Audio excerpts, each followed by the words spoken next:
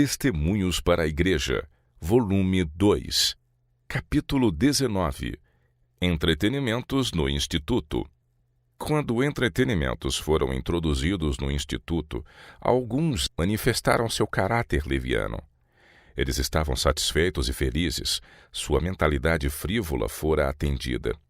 As coisas recomendadas para inválidos, eles pensavam ser boas para si.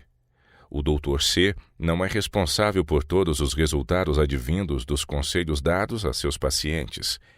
Em diferentes igrejas em outros lugares, os não consagrados se aproveitaram da primeira oportunidade para envolver-se em prazeres, agitações e leviandades. Logo que se soube que os médicos do Instituto recomendaram jogos e entretenimentos para desviar a mente dos pacientes de si mesmos para uma mais animada linha de pensamento, foi como fogo de palha. Os jovens pensaram que tinham exatamente a mesma necessidade e a armadura da justiça foi deposta por muitos. Quando não mais podiam refrear-se, envolveram-se nessas coisas com mais zelo e perseverança, como se a vida eterna dependesse de seu empenho a esse respeito. Aí houve uma oportunidade para discernir entre os conscienciosos seguidores de Cristo e aqueles que estavam enganando a si próprios. Alguns não tinham a causa de Deus no coração. Não estavam efetuando a verdadeira santidade no coração. Falharam em fazer de Deus a sua confiança e mostraram-se instáveis, apenas precisando de uma onda para apanhá-los e arremessá-los de um lado para o outro. Eles demonstraram que possuíam bem pouca estabilidade e independência moral. Não tinham experiência e, por conseguinte, andavam na trilha dos outros. Não tinham a Cristo no coração para confessá-lo ao mundo. Professavam ser seus seguidores, mas as coisas terrenas e temporais atraíam seu frívolo e egoísta coração e o mantinham em sujeição. Havia outros que pareciam não demonstrar qualquer preocupação com respeito à questão dos entretenimentos. Tinham tal segurança em Deus que sua paz mental não era perturbada.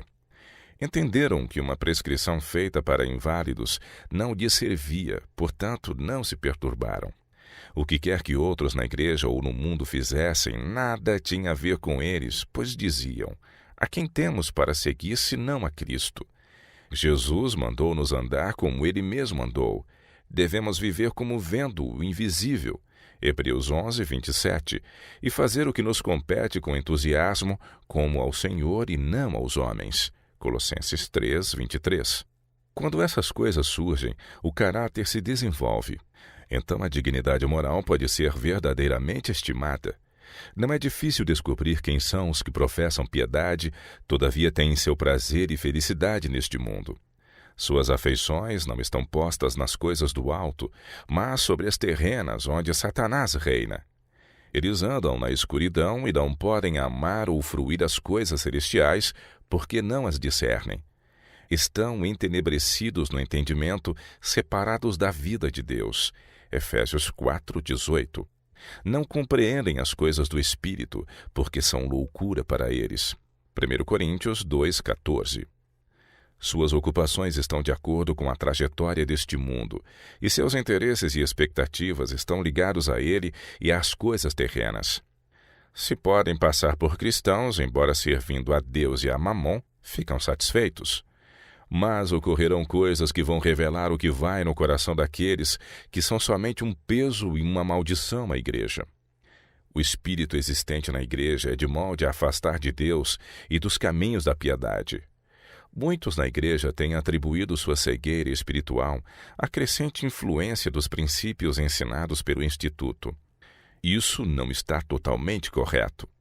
Houvesse a igreja se firmado no conselho de Deus e o Instituto estaria sob controle. A luz da igreja teria sido difundida àquele ramo da obra e os erros ali verificados não teriam existido.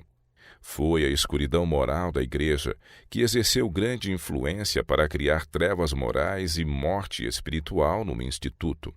Se a igreja se tivesse mantido em saudável condição, teria transmitido uma vitalizante e sadia corrente de vida a esse membro do corpo. Mas ela estava enferma e não desfrutou o favor de Deus nem a luz de seu semblante. Uma doentia e mortal influência circulou através de todo o organismo, até que a doença se manifestou em toda parte. O querido irmão D não compreendeu o estado do próprio coração.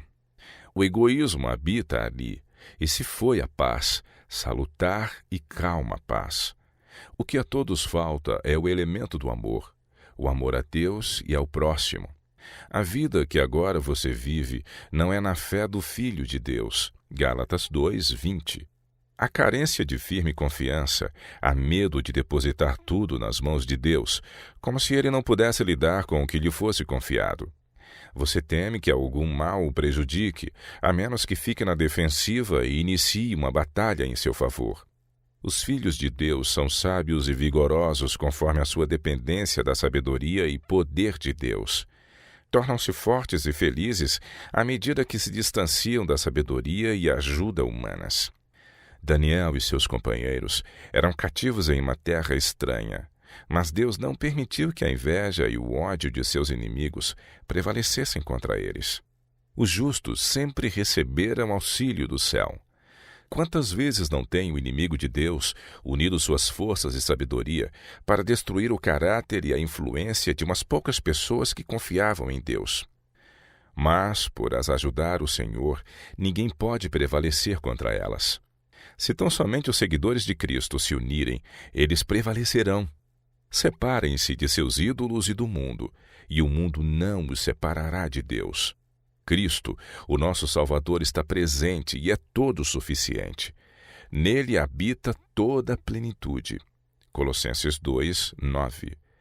Têm os cristãos o privilégio de saber que Cristo verdadeiramente está naqueles que são da verdade. Esta é a vitória que vence o mundo, a nossa fé. 2 João 5:4. Tudo é possível ao que crê. Marcos 9:23. E tudo quanto quisermos, orando, se crermos que receberemos, tê-lo-emos. Marcos 11:24. Esta fé penetra até as mais negras nuvens e traz raios de luz e de esperança ao coração aflito e desanimado. A ausência dessa fé e dessa esperança é que produz perplexidade, temores aflitivos e suspeita de males. Deus fará grandes coisas por seu povo, ao porem nele toda a sua confiança. É grande ganho a piedade com contentamento. 1 Timóteo 6:6. A religião pura e imaculada será exemplificada na vida. Cristo provará ser uma inesgotável fonte de força, socorro bem presente em todas as tribulações. Salmo 46:1.